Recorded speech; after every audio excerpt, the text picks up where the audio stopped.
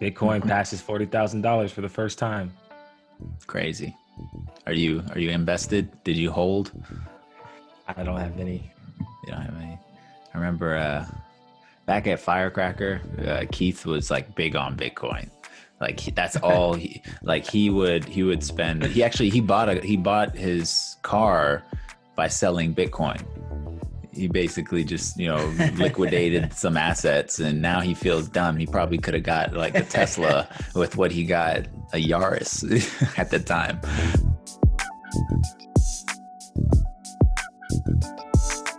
What's going on, everybody? Welcome to Without a Roadmap. It's your boy Yonas, joined here by my co-host Cameron. Cameron, what's going on, man? Bringing in the new year. New year, new me. We bike. I shouldn't say new me because I'm the same person.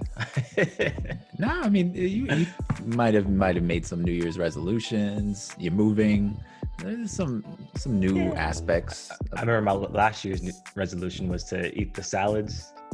Yeah, that lasted 2 months. Oh man, Cameron had a salad counter, and he asked the team to hold him accountable. So that how many salads were you supposed to eat? I was supposed to be 4 a week. 4 a week. Yeah. I mean, what you got something similar going on this year? Or, Nope. Just being realistic. Nope, not really. We'll probably get into it a little bit later when we discuss our 2021 early goals or focus areas. That's right.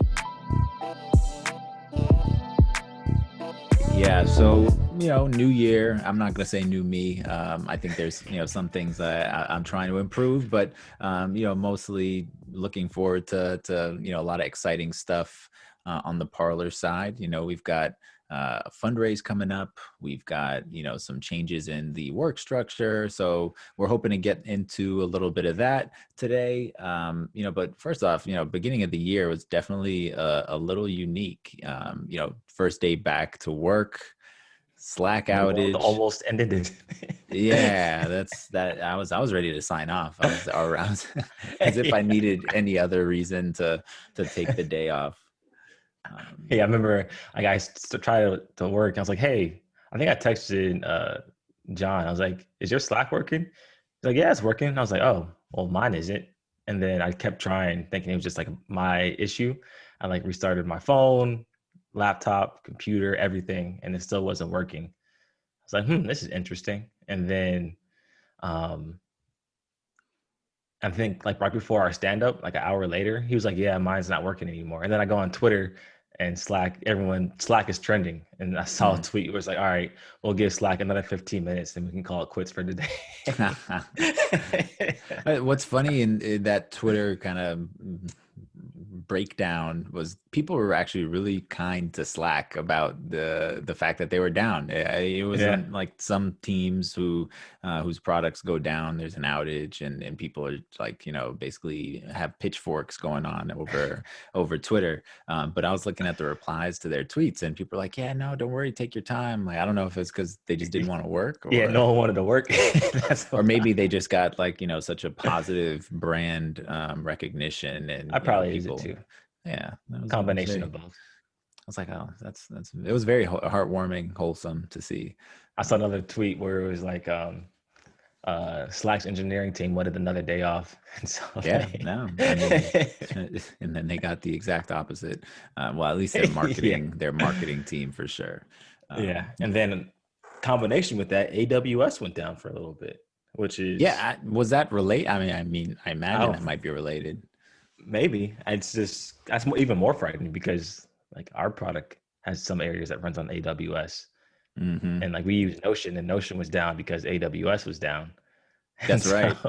Yeah, I found out about that. It wasn't even a customer. It was actually, like a prospect. Somebody who's looking into buying Parlor reached out to me and said, something's going on with your help docs, and that's how I found out about it. But like the big three, they all go down. Like the world, at least in the tech side, is almost over. Like if Google, AWS, and GitLab go down, like oh yeah, a lot of the SaaS businesses are shut down until all of that is back working.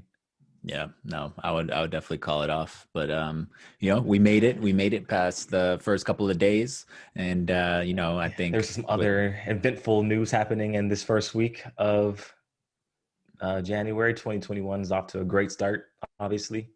Um, no fires at all, no fires. Everything is just peachy keen, and I think it's appropriate that now that we made it past, we've already survived, part of 2021, that we reflect a little bit on what happened last year. Obviously, dumpster fire of a year, 2020, but I think everybody kind of grew a little bit from that. You kind of grow from these tough situations, and I thought it might be helpful to kind of talk about what happened to us last year, reflect on some of the things that we learned, and how we're kind of going to use these learnings going forward into 2021. Yeah, definitely for sure. I think one of the biggest things to probably start off with is the elephant in the room, COVID, how that impacted not only us but everybody else involved. And I think the biggest impact, or not the biggest impact, but one of the things that has been kind of a big discussion as like the vaccine starts to get distributed, hopefully throughout the year, and people and we hopefully get the virus under control, is what the working situation is going to be. I think a lot of people are probably still up in the air, or there's a lot of conversations about what the work from home situation is going to be. Are companies going to be permanent work from home? Is it going to be some type of flex option? Are you going to have the option to just stay 100% remote? Or if it's like these other things that have been talked about where maybe you work from home required 2 days a week and the other 3 days are back in the office, or you do this type of like 3 days in the office, two online, and you kind of repeat the cycle. Do you split different departments and teams that say Monday, Wednesday, and Friday, marketing, sales go in Tuesday, Thursday, product and engineer, and then the next week that flips? Mhm. I think there's a lot of open questions because I feel like a lot of people have also moved away from where their offices were located. And Right. so if those companies now require you to be back in the office, what happens to those people's jobs? Are they forced to quit, resign, whatever it is? Are they forced to change companies, change teams hmm to be closer to where their offices are?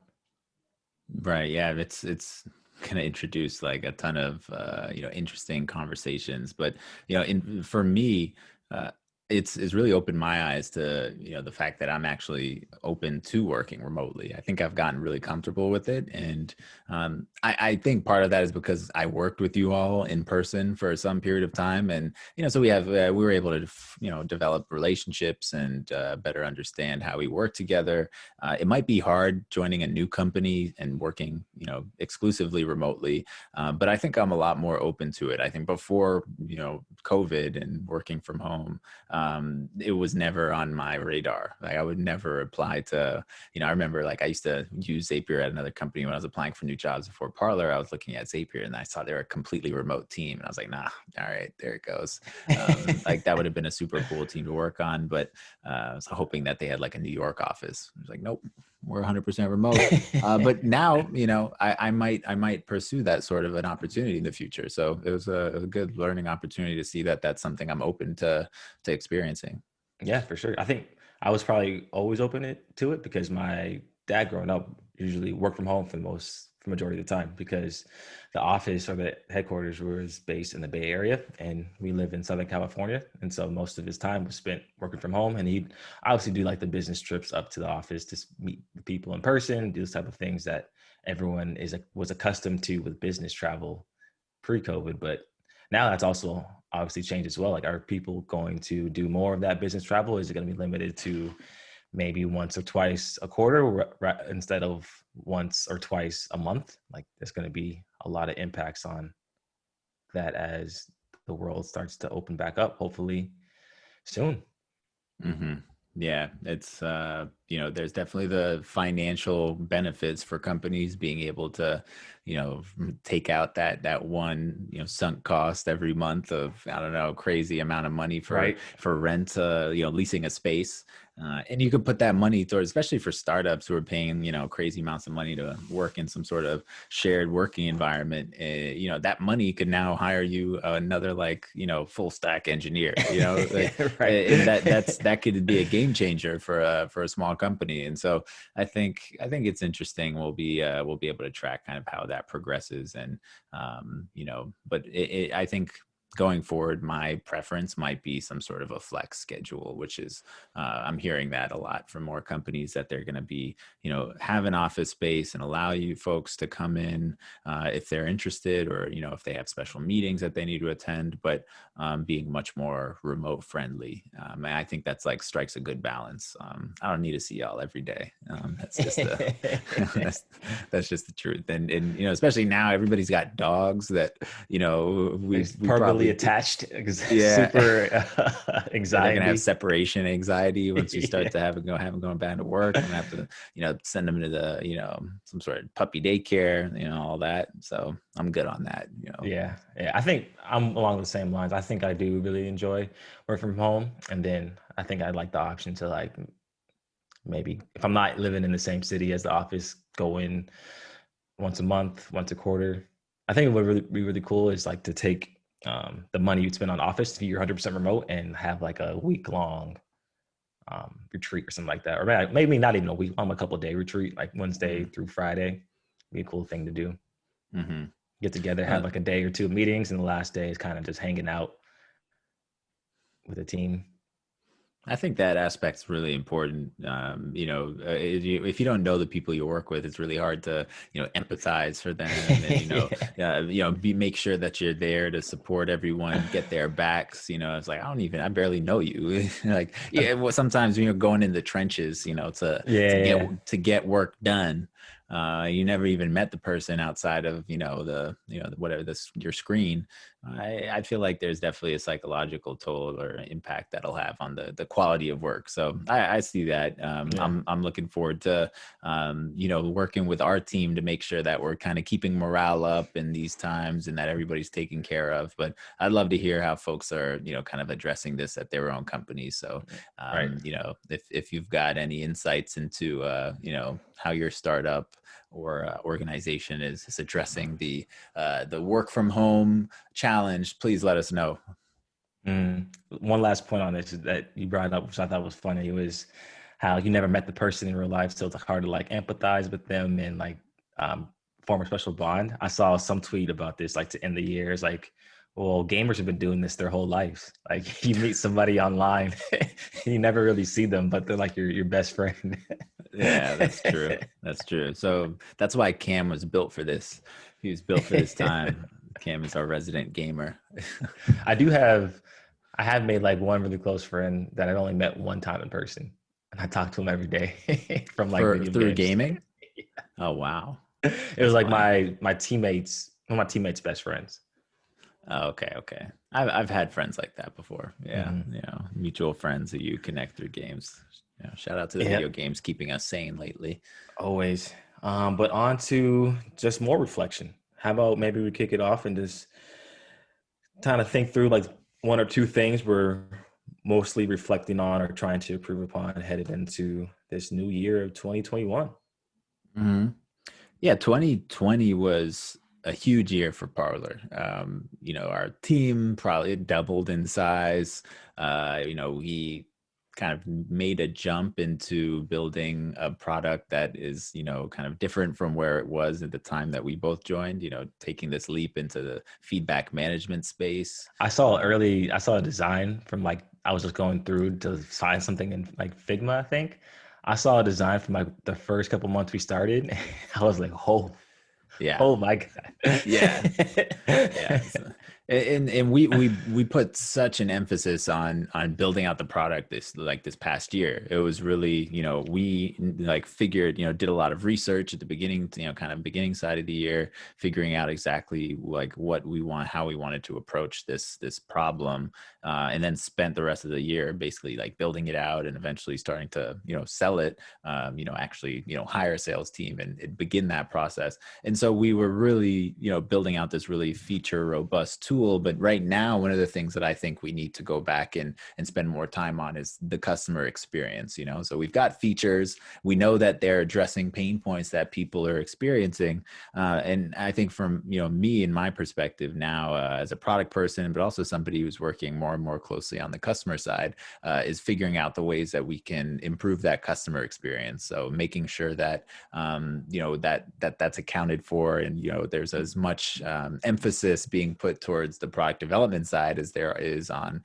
you know, ensuring customer experience is positive and that they're all successful and able to actually get the value that we know they can get through our product, but making sure that they can realize it and that we're shepherding them through that. So that's you know, really, you know, high level, but one of the things that I'm hoping to, you know, planning to actively take charge on in this new year. Yeah, I think you're 100% right. Before we had the luxury of not having that many customers where we can just go heads down and just keep building out features and more features without like taking care of all of our customers and making sure they're having a good experience, making sure they're getting value out of the product and working towards success within the product. And I think now we don't have that luxury anymore because we have a lot more customers and they all, as they do, have different needs, different wants, different things they need to be successful in the product. And we have to keep that in mind as we're also trying to expand our product and go into different areas and sell to different teams, have different offerings, and have pretty much a brand new product inside of another product very shortly. And so I think one of the things that's going to be super important is that I've been reflecting on is just to write more, right? Like more documentation, more overview of the features, take into account how, because now before like we can just build a feature and it didn't really connect to too many other places. Now we build one feature and there's like 10 things that it connects to, and you have to make updates to all those places, make sure those things aren't breaking, make sure the updates work with the new functionality and the new logic, rules, whatever we're building. And so it's, in order for us to be successful, we need to make sure that we're trying to take into account everything, either a new enhancement feature or potentially bug if there is one, how that fits within the larger puzzle, because everything's going to be connected now. And we need to make sure we're taking that into account, because we don't want to get into a point down the line where we just have all these different point solutions that don't really play nice together or causing breaks because we weren't taking into account how one change can affect the whole picture. Mm-hmm. Yeah. Do you feel like all the line, everything's like connecting and coming together slowly now? I know that's a lot of this is more on your plate now, and you know, kind of making sure that, you know, these dependencies are you know, accounted for and that everything works well. Yeah, I think it's slowly starting to come together for sure. I think we're moving into the direction of trying to get better every day rather than hitting for these home run features. And we're more so taking the time to make sure everything's connecting together, because that's where the magic really comes, where every part of your product is connected to each other and they're talking to each other and you're seeing value from multiple parts. And not only because for those that are purchasing the full set of product functionality, how that's valuable to them, but those that are only starting with a small piece, they can see the vision of how everything works together and get excited about how they want to lean more into product to get more of that vision and more of that value that we provide. Mm. Yeah, we Yeah, want to bring them as deep as possible. it's possible. Land and Yeah. expand. That's the name of the game. But Yeah. yeah, on that point, I think over the summer, like you said, how we were just really trying to build out the feature and functionality. We were always just trying to keep our head above waters and Hmm. just making sure we always were pushing out something new.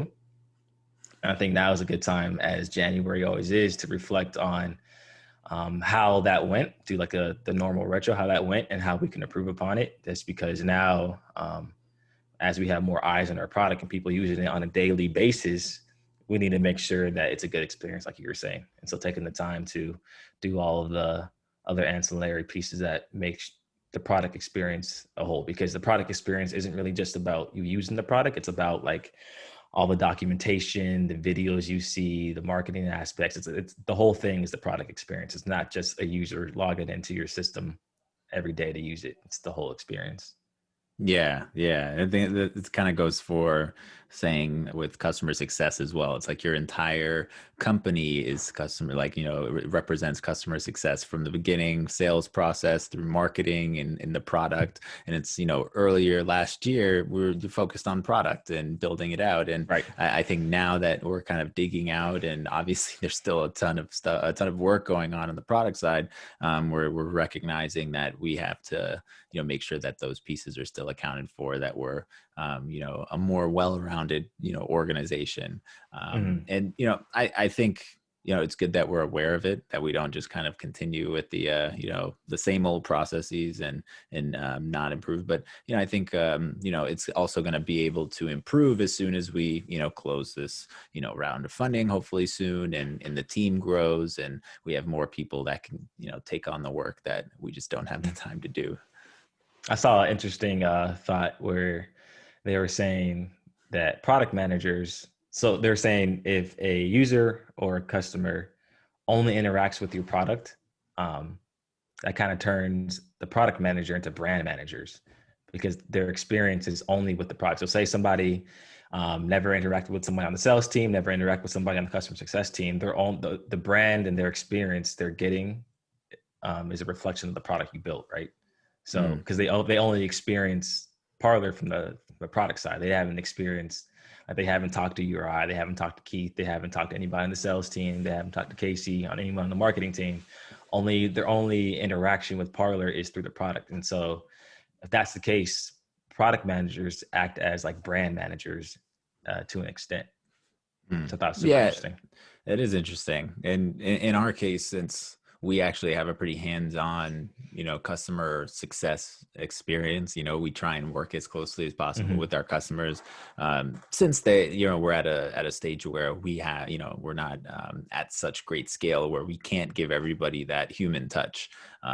Slowly working in the more tech touch is definitely going to be something that we focus on as we scale. But right now it's, we're valuing the inputs that we're able to get from having these constant, this constant line of communication with our customers. And we're able to learn so much from that. And obviously we want to make sure that everybody's happy. So, I think as the product grows, we're gonna, continue to recognize by looking at analytics and watching people's, full story sessions, where those issues are. But you're never gonna beat the ability to just reach out and talk to somebody. So I want to make sure that we, in 2021, as a product organization, make sure that no matter how big we get, we're always going to have our our ears closely with the customers. That's the goal. And as our product expands and we start to sell to more teams, the podcast is also going to expand and include other topics. So similar in the vein of how we did the customer success series, we're going to be expanding into other areas of the business to learn the ins and outs of those other areas and how they all interact with each other because teams nowadays aren't just siloed off into just doing their own thing. Like product doesn't really just work in product in a silo without talking to customers, customer success, sales, marketing. Marketing doesn't really work without getting in line with how product is releasing new features. And every team is pretty much connected in some shape or form. And so we want to use the podcast to explore all those different areas and how um, all those areas could connect and collaborate and thrive together. Yeah. So if there's anything in particular that you're interested in listening to or hearing about, please let us know. But we do have some exciting series coming up soon. Very excited to get guests back on the show. As much as I know you love hearing just Cameron and my voice, we have Soothing voices. Yes. Now we have some heavy hitters coming up soon. Really hoping to bring some more organized and kind of specific topics that can actually help you in your day to day, and make sure that we're tying them to real life scenarios that can ideally be used to improve how you work. And just yeah. I was saying, as always, so we don't get yelled at, be sure to like, subscribe, and also share the podcast to expand our audience. That would be one of the things on our wish list, thinking ahead to the next holiday season already. Yeah. Well, you referral bonus. Cam will send you Some merch. yeah, I'll send you some Boston, some leftover Boston University basketball shorts for everybody that refers a new you listener.